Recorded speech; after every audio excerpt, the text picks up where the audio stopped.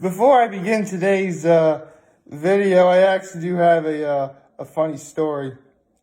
So I see my folks yesterday, and I see my mom. I walk in, I see my mom. My mom is actually standing on a footstool. Now, one thing you need to understand is my mother is not very tall. Like I said, I'm 6'4". To say my mom's not even 6 feet is an understatement. I think she may be like 5. I want to say she's like 5'7", but I know I'm probably wrong. The point is, the height difference between the two of us is rather substantial.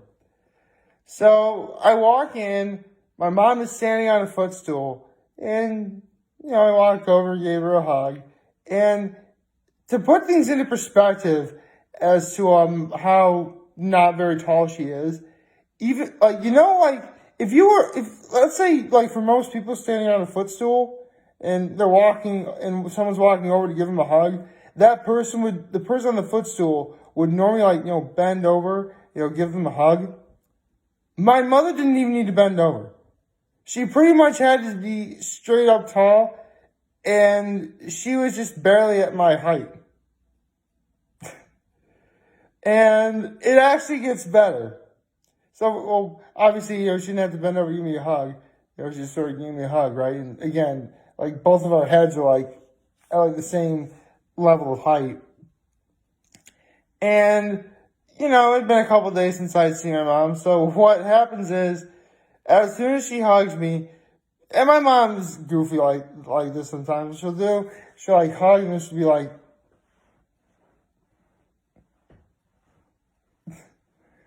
and then I thought it'd be funny to say, if I ever get married in the future and we have the mother-son dance, I think we'll just have you stand on the stool and we'll just do this. Needless to say, she thought that was very funny. Yeah. So, figured I'd start off with a funny story to tell you all before I begin to talk about the real meat and potatoes. Or should I say, masks and singing about last night. Good morning and happy Thursday, everyone. Yes, today is Thursday, and man, do I have a lot to talk about last night, because this was easily one of the episodes I was anticipating the most. Well, technically, no episode is going to be quite as hyped as the finale, just like per any season of really any show. But this was definitely one where, for all 4 of the main contestants, the turtle, the rhino, the night angel, and the frog, I really did not, I kind of had one idea as to who was going home. And I'm not going to lie, I feel kind of bad about the fact I was right. So, before I begin to go into detail about that, let me just say, all 4 contestants deserve to be in the finals. Without a doubt. I am never going to say anything bad about any of the contestants, because each and every one of them sang their hearts out. Each and every one of them had a compelling story for us to like and follow. You really couldn't ask for anything more in the realm of entertainment that has just that right combination of drama, comedy, a little bit of emotion. You can't really beat that. By the way, the comedy comes from some of the banter between the judges, some of the guesses, and yeah, some costumes do look silly. In a very good way, though, I swear. So, as I'm watching this, I'm like, okay, it's really going to boil down to one of 2 things. Either the audience is going to pick the costume that's the least aesthetically pleasing to look at, or what I feel ended up happening the most, and that's the weakest performance is what's going to set them home. And the latter is exactly what happened. So, yeah, the rhino ended up going home. And I was actually a little bit shocked that, you know that feeling you get where, like, you predict something is going to happen and you end up being right, but you still feel kind of bad that it happened anyway? That's what I felt here, because I really did feel for the rhino. Although that sort of negative emotion was quickly subsided shortly after the rhino was masked.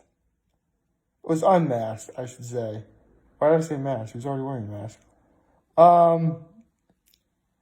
So I have never seen Ken Jeong in such a happy, sort of cheering mood, because even using as obscure of a reference as what he would say, Jag, he ended up being right. It ended up being former MLB pitcher Barry Zito. First of all, credit where credit's due. Athletes are very much capable of singing, and Barry Zito was one of them. Because he was good. And he's pretty multi-talented too. Like, I'll be getting into After the Mask in a minute. But, like, in his After the Mask performance, he actually performed the song on his own guitar. Like, what can I say? I guess pitcher hands make for great guitar hands as well. Who knew? Needless to say, as soon as Ken Jeong realized that he was right, he was like running up, like running everywhere. He's like, yeah!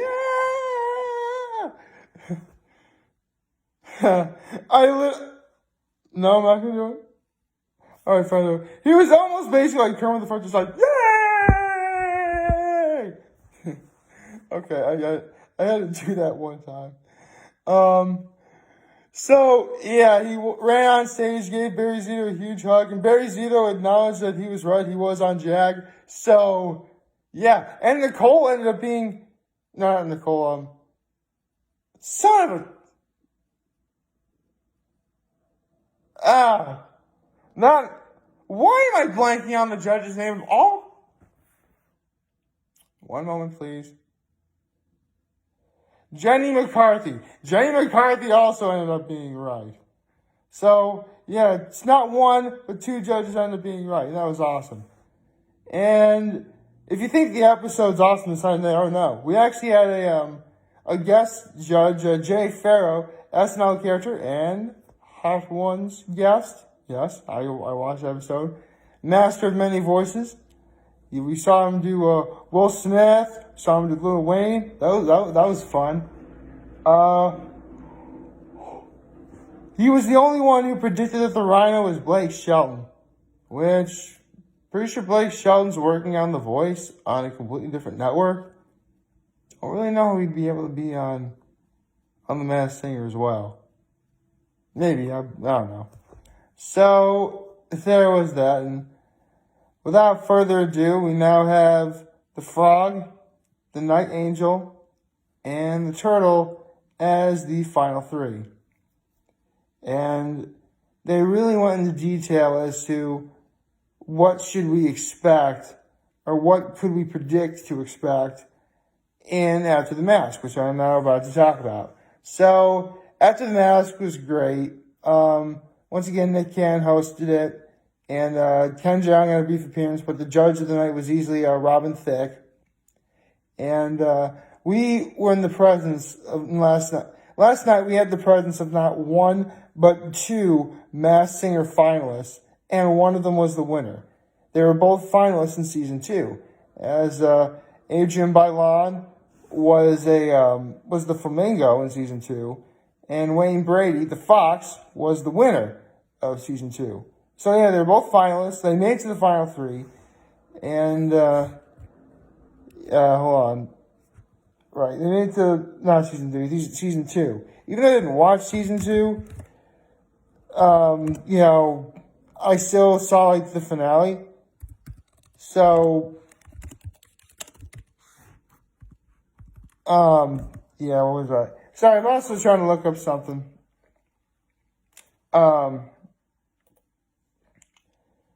Right. Yeah. I want to look up something because I'll get into why momentarily. So I'm watching After the Mask, and Barry Zito made an appearance, obviously in After the Mask as well, and we saw a performance from him once again. He was very good, and Adrian Bailon, Wayne Brady, and Robin Thicke, they're all talking. Barry Zito actually made a prediction he's going to win next week. He actually predicted that the Turtle was going to win. So yeah, someone's awfully sure that they're going to win. Now, Adrian Bailon would personally like the Night Angel win just because she would be the first female contestant to win, which is awesome. I wouldn't mind seeing a female contestant win. I mean, I don't want to get into any details to who I think is going to win, just because I'm not going to lie. Since really, pretty much every single finale of The Masked Singer that I've seen so far has had like the greatest three-way battle for a W since the 100th episode of At Midnight. At Midnight was a game show on Comedy Central that featured comedians. The point is, you're just looking at all three of these contestants. You know what they're capable of. You know they're going to bring their A game to the table. And you're just thinking, man, who's going to win? I don't really know who's going to win this. Holy cow. So, yes, needless to say, next week, we're going to be in for a wild night of entertainment that I personally can't wait to watch. Okay, I do have to bring up one thing since I mentioned Adrian Bailon. Yes, I did watch the Cheetah Girls when I was a kid. What can I say? All three women on that show, in those movies, were absolutely gorgeous at the time. Because, that was the only reason why a boy would ever watch those movies at all. The music at the time was catchy. But then I saw the Nostalgia Critic talk about the Cheetah Girls movies. And, yeah, the first one really doesn't hold up as well. If you're going to watch any of the Cheetah Girls movies, watch the second one. It's the best one. As for the third one, yeah, Raven's not in the third one. And the Cheetah Girls were a group of 4 girls. I mean, you can't have the Cheetah Girls without all 4 girls. That makes no sense. It does not. Not at all.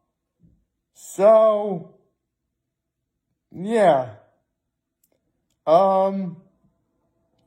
Needless to say, I am really looking forward to next week. I cannot wait until the season finale of The Masked Singer. I'm certain I'm going to be thoroughly entertained with what I'm about to watch 1 week from now. So, yeah. Outside of that, today is going to be a pretty low-key day. Even though Hot Ones isn't going on anymore, they're doing like a 4-part miniseries called Sean Tells a Story, where Sean Evans, the host of Hot Ones, is actually going to tell a fun, story to, during this whole pandemic sort of thing. Basically, think what I've been doing for the last 865 days. The only difference is sometimes he's consistently going to be telling a story. Me, I've just talked about shows I've liked, some stories, ramblings on. Yeah. That's really all I have to say for now. So, yeah, I'm still going to watch Sean Evans Tells a Story. Why not? I think it'll be fun. Like, favorite channel, subscribe button. Follow me on the social media platforms. Turn those notifications on YouTube. I'm very humbled to make this video for all of you guys to watch and enjoy for today. I am very humbled I made this video for all of you guys to watch and enjoy. Sorry, I just blanked right there. Holy cow. And remember, if any of you guys are on Talking Channel, is going to be here to lend an ear. I will always have your back. Take care. And of course, make good choices. And yeah, since I just talked about the cheetah girls, I guess I might as well. I can slay my own dragon. I can dream my own dreams. My knight in shining armor is me. So I'm gonna set me free. I don't wanna be like Cinderella, sitting in a dark, cold, dusty cellar, waiting for somebody to come and set me free. I don't want to be like someone waiting for a handsome prince to come and save me. I'm gonna save me. I don't know what's this. Of course I botched the lyrics and I'm looking right at them. Well, you guys are going to be thoroughly entertained either way. Take care.